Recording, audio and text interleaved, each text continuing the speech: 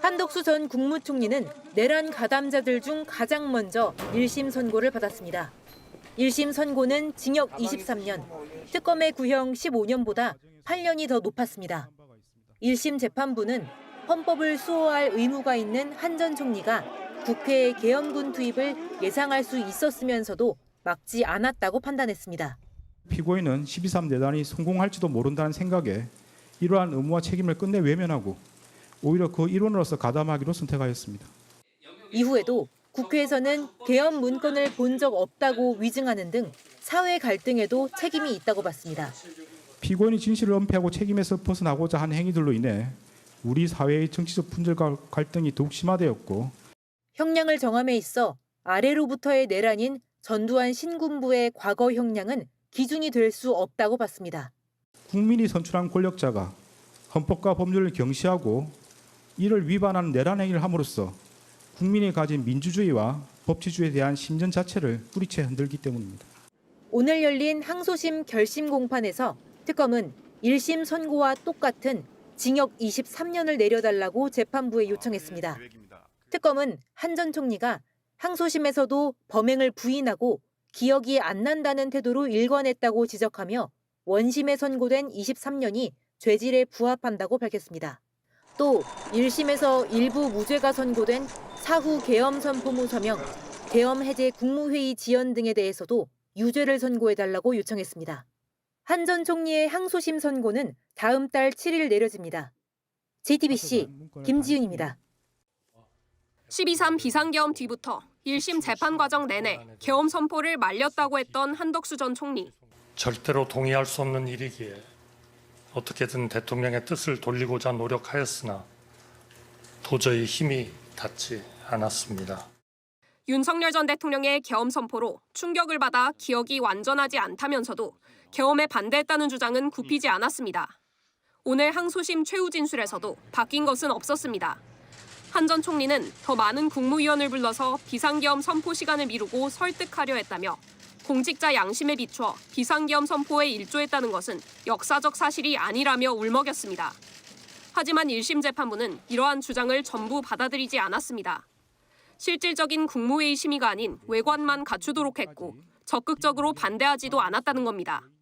최상목 조태열이 대접견실에서 일어나 윤석열에게 반대 의사를 표시할 때에도 별다른 의견을 표명하지 않았고 최상목이 대통령 집무실에 들어와서 설득해 보겠다고 말할 때에도 자신의 휴대전화를 사용할 뿐 별다른 관심을 갖지 않았습니다.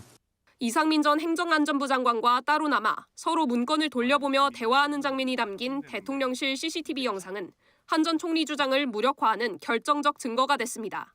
피고인은 이상민이 그 지시에 따르지 않도록 제지하거나 만류하지 않았으며 오히려 대통령실 CCTV 영상에 따르면 피고인은 그 지시의 이행을 독려한 것으로 보입니다.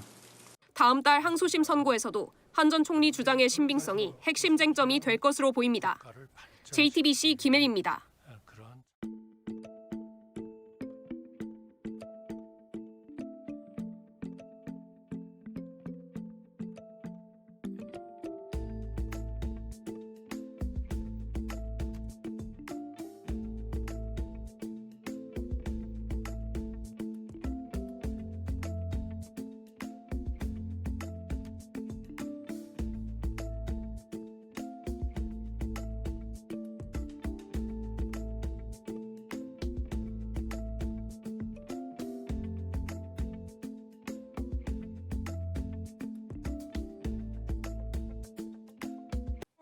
내란 특검은 한덕수 전 총리 1심 선고에 대해 99쪽 분량의 항소 이유서를 2심 법원에 제출했습니다.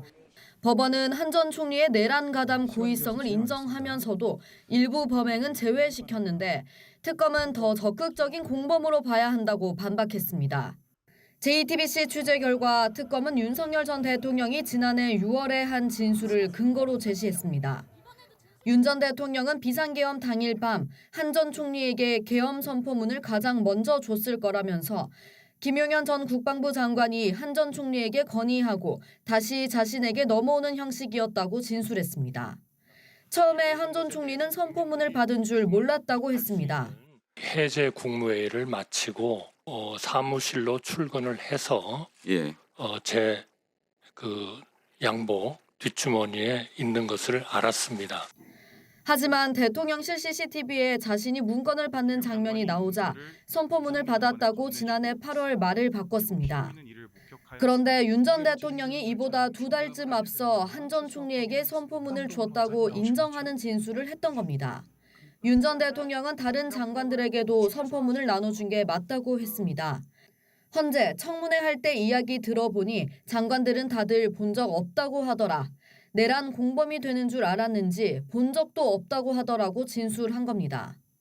특검은 한 전 총리가 계엄 선포문을 비롯해 담화문과 포고령 등 최소 4개의 문건을 받았으며 12.3 비상계엄의 전모를 알고 세부 계획을 인식했다는 점을 강조했습니다. JTBC 여도현입니다. 재판부는 한덕수 전 총리가 내란의 목적을 알았고 그런 내란에서 중요한 역할을 했다고 판단했습니다. 또 피고인은 12.3 내란이 성공할지도 모른다는 생각에 이러한 의무와 책임을 끝내 외면하고 오히려 그 일원으로서 가담하기로 선택하였습니다. 내란 조기 종료는 국민 덕분이라 참작할 만한 게 못 된다고 했습니다. 내란 행위 자체는 몇 시간 만에 종료되긴 하였습니다. 그러나 이는 무엇보다도 무장한 계엄군의 맨몸으로 맞서 국회를 지킨 국민의 용기에 의한 것입니다. 결코 12.3 내란 가담자에 의한 것이 아닙니다. 내란 이후 정치사회적 갈등에도 책임이 있다고 봤습니다. 피고인이 진실을 은폐하고 책임에서 벗어나고자 한 행위들로 인해 우리 사회의 정치적 분열과 갈등이 더욱 심화되었고 재판부는 전직 총리의 죄를 이렇게 요약했습니다. 피고인이 국무총리로서 부여받은 권한을 행사하지 않은 것이 헌법을 파괴했지만 진지한 반성은 없다고 했습니다. 피고인이 진지하게 반성하고 있다거나 자신의 범죄 행위로 인하여 국가와 국민이 입은 피해를 회복시키기 위한 어떠한 노력을 하였다고 볼 아무런 자료가 없습니다. 그러면서 구형 15년보다 8년 긴 징역 23년을 선고했습니다. 재판부는 형사처벌을 받은 전력이 없고 배우자 건강이 좋지 않지만 중형은 불가피하다고 했습니다.